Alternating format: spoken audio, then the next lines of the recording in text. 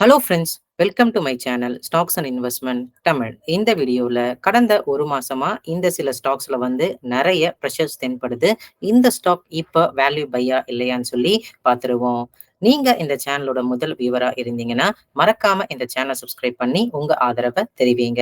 Already சப்ஸ்கிரைபரா இருந்தீங்கன்னா உங்க ஆதரவுக்கு மிக்க நன்றி. டிஸ்க்ளைமர் என்னன்னா, நாங்க செபி ரிஜிஸ்டர் ஃபினான்ஷியல் அட்வைசர் கிடையாது. நீங்க இன்வெஸ்ட்மெண்ட் டிசிஷன் எடுக்கிறதுக்கு முன்னாடி ஒரு செபி ரிஜிஸ்டர் ஃபினான்ஷியல் அட்வைசரை மறக்காம கன்சல்ட் பண்ணணும். ஸோ வீடியோக்கு போறதுக்கு முன்னாடி அனைவருக்கும் இனிய சுதந்திர தின நல்வாழ்த்துக்கள். முதல்ல நாம சவுத் இந்தியன் பேங்க் ஷேர் பிரைஸை பார்த்தோம். South Indian Bank share price வந்து பாத்தீங்கன்னா, ஸோ கடந்த ஒரு மாசத்துல 10% அளவுக்கு இருந்திருக்காங்க. கடந்த 6 மாசத்துல வந்து 22% அளவுக்கு கரெக்ட் ஆயிருக்காங்க. ஸோ இந்த கம்பெனி ரைட்ஸ் இஷ்யூல இருந்து இந்த ஸ்டாக் கீழே விழுந்துட்டு தான் இருக்காங்க. இவங்க ரீசன்ட் குவார்ட்டர் ரிசல்ட்ஸ் எடுத்து பார்த்தா கூட இவங்களோட ஸ்டாண்டலோன் நெட் ப்ராஃபிட் 45.30% அளவுக்கு உயர்ந்திருக்கு. கிராஸ் என்பிஏ 4.50% குறைஞ்சிருக்கு. Net NBA 1.44% குறைந்திருக்கு. ரீட்டைல் டெபாசிட் கூட 7,702 கோடியா உயர்ந்து 99,745 கோடியா உயர்ந்திருக்கு. ஸோ இந்த மாதிரி செட் ஆஃப் நம்பர்ஸ் கொடுத்தும் இந்த ஸ்டாக் ஏன் கொஞ்சம் ப்ரெஷர்ல இருக்குன்னு சொல்லி பார்த்தீங்கன்னா, இந்த கம்பெனியோட சில கான்கால் எடுத்து பார்க்கும் பொழுது இவங்க நெட் இன்ட்ரெஸ்ட் மார்ஜின் குறைஞ்சிருக்கு. அதாவது 3.26% குறைஞ்சிருக்கு. இது போன வருஷம் 3.34% இருந்திருக்கு. இவங்களோட return asset and return equity இப்ப இருக்கிற மார்ஜின்ஸ் தான் ஷார்ட் டு மீடியம் டேர்ம்ல தொடரும்னு சொல்லியிருக்காங்க. ஃபுல் இயர் ஸ்லிப்பேஜும் 1,200 கோடி அளவுக்கு இருக்கலாம்னு சொல்லியிருக்காங்க. ஸோ இந்த ஒரு 3 நெகட்டிவ்ஸா வந்து நம்ம மார்க்கெட் பார்க்கறதுனால இதனால இந்த ஸ்டாக் கீழே விழுந்திருக்கு. இது எல்லாமே இந்த மெட்ரிக்ஸ் ஆன நெட் இன்ட்ரெஸ்ட் மார்ஜினா இருந்தாலும் சரி, அதுக்கப்புறம் வந்து இவங்களோட ஆர்ஓஏ ஆர்ஓஇ மார்ஜின்ஸா இருந்தாலும் சரி, ஸ்லிப்பேஜா இருந்தாலும் சரி, பேங்கோட ப்ரொஃபிட்டிங் அண்ட் நெட் ப்ராஃபிட்டை டைரக்டா பாதிக்கக்கூடிய விஷயங்கள். இதனால மிஸ்டர் மார்க்கெட் இதை நெகட்டிவ் திங்ஸா யூஸ் பண்ணி இந்த ஸ்டாக்கை கொஞ்சம் அடிச்சிருக்காங்க. இப்போ இந்த ஸ்டாக்கோட கரண்ட் புக் வேல்யூ எவ்வளவு இருக்குன்னா நியர்லி 30 ருபீஸ் அளவுக்கு இருக்கு. இன்னும் புக் வேல்யூ கீழே தான் ட்ரேட் ஆயிட்டு இருக்காங்க. ஒரு நல்ல வேல்யூ கன்சிடரேஷனாகவும் எப்பயும் இருந்திருக்காங்க. ஆனா ஷார்ட் டு மீடியம் டேர்ம்ல இந்த நெட் இன்ட்ரெஸ்ட் மார்ஜின் ஆர்ஓஏ ஆர்ஓஇ ஈக்குவலா இருக்கனால இன்னும் கொஞ்சம் ஸ்டாக் கீழே விழலாம். பட் இப்பவும் இந்த ஸ்டாக் வேல்யூ பை தான். பட் பல்க் இன்வெஸ்ட்மெண்ட் இப்போதைக்கு இந்த ஸ்டாக்ல தவிர்க்கிறது கரெக்டா இருக்கும். அடுத்த ஸ்டாக் வந்து பாத்தீங்கன்னா Tamil Nadu mercantile bank. Tamil Nadu mercantile bank set of ரிசல்ட்ஸும் எடுத்து பார்க்கும் பொழுது நல்லாவே தான் இருந்திருக்கு. இவங்களோட மார்ஜின்ஸ் வந்து எவ்வளவுனா லைட்டா தான் இன்க்ரீஸ் ஆயிருக்கு. பிளஸ் கைடன்ஸ் கூட வந்து 15% growth இருக்கும்னு எதிர்பார்க்கறாங்க. ரிட்டர்ன் அசெட் 1.8 to 2% அளவுக்கு இருக்கும்னு சொல்லியிருக்காங்க. நெட் இன்ட்ரெஸ்ட் மார்ஜின் 4% அளவுக்கு இருக்கும்னு சொல்லியிருக்காங்க. ஓவராலா இந்த பேங்க்ல இந்த ப்ரொமோட்டர் இஷ்யூ சலிக்க கேள்விப்பட்டிருப்பீங்க. அது மட்டும் இல்லாம இப்ப ரீசெண்டா அவங்க சிஇஓ கூட இல்ல, அதுக்கப்புறம் சில டைரக்டர்ஸை வச்சு மேனேஜ் பண்ணிட்டு வந்து இருக்காங்க. ஸோ இவங்களோட கைடன்ஸும் நம்ம மிஸ்டர் மார்க்கெட்டுக்கு பிடிக்கல. ஏன்னா ஆல்ரெடி அவங்க நெட் இன்ட்ரெஸ்ட் மார்ஜின் அரௌண்ட் 1.7 இருக்கு. ஸோ இங்க இருந்து 1.82 தான் போகும்னு சொல்லியிருக்காங்க. 15% growth இருக்கும் தான் வந்து சொல்லியிருக்காங்க. அதே மாதிரி நெட் இன்ட்ரெஸ்ட் மார்ஜின் ஆல்மோஸ்ட் ஃபிளாட்டா இருக்கும்னு சொல்றதுனால மிஸ்டர் மார்க்கெட் இதை நெகட்டிவா எடுத்து இந்த ஸ்டாக்கே வந்து அடிச்சிருக்காங்க. சோ கடந்த 6 மாசத்துல 7% அளவுக்கு, கடந்த ஒரு மாசத்துல 5% அளவுக்கு இருக்காங்க.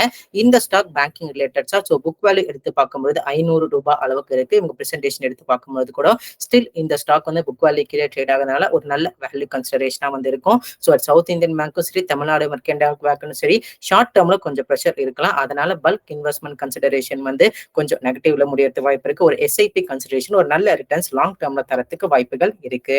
அடுத்து வந்து பாத்தீங்கன்னா 50 ரூபாய் கீழே ட்ரேட் ஆகுற யூகோ பேங்க் பத்தி பார்த்துருவோம். இந்த கம்பெனியை பத்தி நிறைய பேர் வந்து கேட்டிருந்தாங்க. இந்த கம்பெனியோட மார்ஜின்ஸ் எல்லாம் நல்லாவே இருக்கு. 147% இவங்களோட நெட் ப்ராஃபிட் ஜம்ப் ஆயிருக்கு.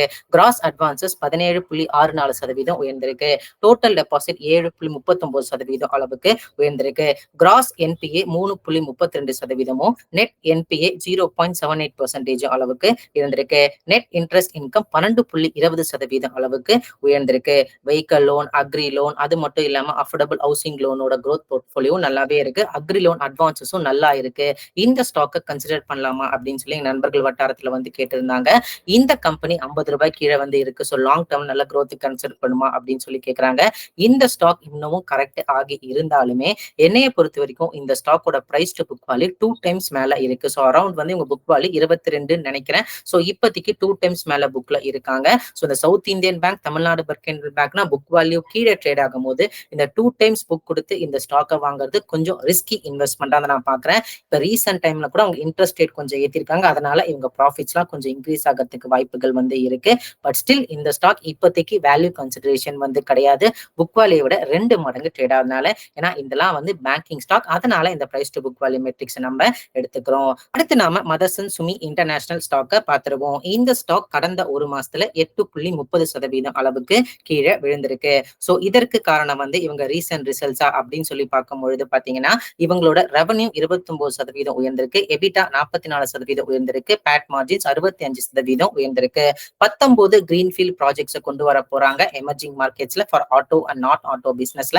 அதுல 2 ப்ராஜெக்ட்ல ஒரு ப்ராஜெக்ட் ஜூலை 2024 ஸ்டார்ட் ஆயிடுச்சு. ரெண்டாவது பிளான் Q1 ஃபினான்ஷியல் 2026 ஸ்டார்ட் ஆக பொழுது 55% மார்க்கெட் ஷேர் வச்சிருக்காங்க passenger vehicles, 25% two wheeler market அந்த வைடிங் ஹார்ன் பிசினஸ்ல மார்க்கெட் ஷேர் வச்சிருக்காங்க.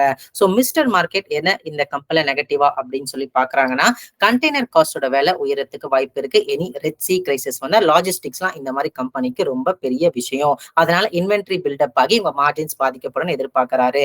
அதுக்கப்புறம் என்னன்னா, இவங்களோட கிரீன்ஃபீல்ட் எக்ஸ்பேஷனால நியர் டேர்ம்ல ப்ராஃபிட் மார்ஜின்ஸ்ல கொஞ்சம் டிப் ஆகலாம்னு எதிர்பார்க்கிறாரு. இவங்க ஆல்ரெடி இன்க்ரீஸ் ஆயிருக்கு. அது மட்டும் இல்லாம வந்து பாத்தீங்கன்னா, இந்த கம்பெனியோட இந்த ரீசன்ட் டைம்ல இவங்களோட இந்த இவி பிளே தான் இந்த கம்பெனிக்கு பெரிய பாசிட்டிவா இருந்திருக்கு. அந்த இவி பிளே யூரோப் அண்ட் நார்த் அமெரிக்கால கொஞ்சம் டல் அடிக்குது. சோ அதனால இவங்க மார்ஜின்ஸ் பாதிக்கப்படலாம்னு சொல்லி நம்ம மிஸ்டர் மார்க்கெட் நினைக்கிறாரு. இப்போ இந்த கம்பெனிக்கு இன்னொரு பெரிய பிரச்சனையா நான் என்ன பாக்குறேன், பர்சனல் இன்வெஸ்ட்மெண்டா நம்ம கன்சிடர் பண்ணும்போது டெப்ட் கொஞ்சம் அதிகமா இருக்கு. 1.5x டைம்ஸ் டெப்ட் இருக்கிற கம்பெனியா இருக்காங்க. எனி டிப் கிடைச்சாலுமே இந்த ஸ்டாக் ஒரு நல்ல ரிட்டர்ன்ஸ் தர வாய்ப்பு இருக்கு. பட் இப்ப இருக்கிற இந்த டெப்ட் அதுக்கப்புறம் வேல்யூவேஷனை பார்க்கும்போது கொஞ்சம் மாடரேட் ரிஸ்க் டேக்கிங் இன்வெஸ்டர்ஸ், கொஞ்சம் ரிஸ்க் டேக்கிங் இன்வெஸ்டர்ஸ்க்கு வந்து இந்த ஸ்டாக் இப்போதைக்கு கரெக்டா இருக்கும் நான் நினைக்கிறேன். சோ இப்ப பொறுத்த வரைக்கும் சம்மதனா மதர்சன் இன்டர்நேஷனல் பிசினஸ் நல்லா இருக்கு. பட் ஷார்ட் டேர்ம்ல ஒரு சில பிரச்சனைகள் இருக்கிறதுக்கு வாய்ப்புகள் இருக்கு. அடுத்து வந்து Jio financial services. Jio financial services 394 ரூபாயில இருந்து கீழே விழுந்திருக்காங்க. 320 ரூபாய்க்கு ட்ரேட் ஆயிட்டு இருக்காங்க. ரீசென்ட் டைம்ல இவங்களோட நெட் ப்ராஃபிட்டும் குறைஞ்சிருக்கு. அதுல ஃபேர் வேல்யூ சேஞ்சை கொஞ்சம் கம்மி பண்ணிருந்தீங்கன்னா இன்னும் அவங்களோட நெட் ப்ராஃபிட் வந்து குறைஞ்சிருக்கும். மெயின் பிசினஸ் இந்த கம்பெனிக்கு எதுவுமே இல்ல.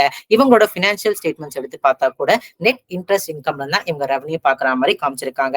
ரீசென்ட் டைம்ஸ்ல வந்து மியூச்சுவல் ஃபண்ட் அகைன்ஸ்டா லோன்ஸ் தரேன்னு சொல்லியிருக்காங்க. அது மட்டும் இல்லாம உங்க ஷேர்ஸ் அகைன்ஸ்டா லோன் தரேன்னு சொல்லியிருக்காங்க. ஜியோ பினான்ஸ் ஆப் இன்ட்ரோடியூஸ் பண்ணிருக்காங்க. பிளாக் ராக்கோட டீல் சைன் பண்ணிருக்காங்க. வெல்த் மேனேஜ்மெண்ட் புரோக்கிங் பிசினஸ்லயும் வரப்போறோம்னு சொல்லியிருக்காங்க. பட் இப்போதைக்கு இந்த ஸ்டாக் இன்ட்ரெஸ்ட் இன்கம் மட்டும் தான் பாக்குறாங்க. உங்க பினான்சியல் அதாவது அவங்க சப்சிடரிஸ் மூலமா வேல்யூவேஷன்ஸ் 100 டைம்ஸ் earningsல இருக்காங்க.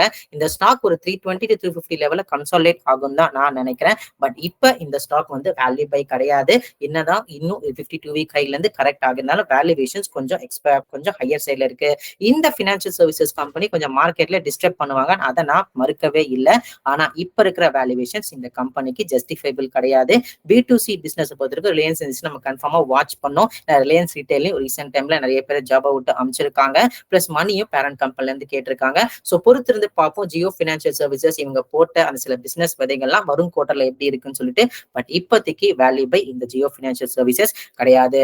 சோ டோட்டலா நம்ம வந்து ஒரு 5 ஸ்டாக் பண்ணி பார்த்தோம். சோ இந்த சவுத் இந்தியன் பேங்க் பார்த்தோம், டிஎம்பி பேங்க் பார்த்தோம், யூகோ பேங்கோட வேல்யூவேஷன்ஸ் எப்படி இருக்குன்னு பார்த்துட்டு மதர்சம் என்ன மாதிரி இன்வெஸ்டர்ஸ் செட் ஆகும்னு பார்த்துரும், ஜியோ பினான்ஸ் என்ன மாதிரி இன்வெஸ்டர்ஸ்க்கு செட் ஆகும்னு சொல்லி பார்த்துருவோம். சோ இதெல்லாமே வந்து பாத்தீங்கன்னா என்னோட பர்சனல் வியூ. நீங்க இந்த மாதிரி ஸ்டாக்ல இன்வெஸ்ட் பண்றதுக்கு முன்னாடி ஒரு செபி ரிஜிஸ்டர்ட் ஃபினான்ஷியல் அட்வைசர் மறக்காம கன்சல்ட் பண்ணோம். ஏன்னா இதுல நாங்க எங்களோட ஒப்பீனியனை மட்டும்தான் சொல்றோம். நீங்களும் கண்டிப்பா அனலைஸ் பண்ணணும். இந்த வீடியோ உங்களுக்கு பிடிச்சிருந்தா லைக் பண்ணுங்க. ரெகுலர் வீடியோ அப்டேட் லைக் பண்ண கிளிக் பண்ணுங்க. மறக்காம stocks investment Tamil channel subscribe பண்ணுங்க. தேங்க்ஸ் ஃபார் வாட்சிங் ஸ்டாக்ஸ் இன்வெஸ்ட்மெண்ட் தமிழ் சேனல்.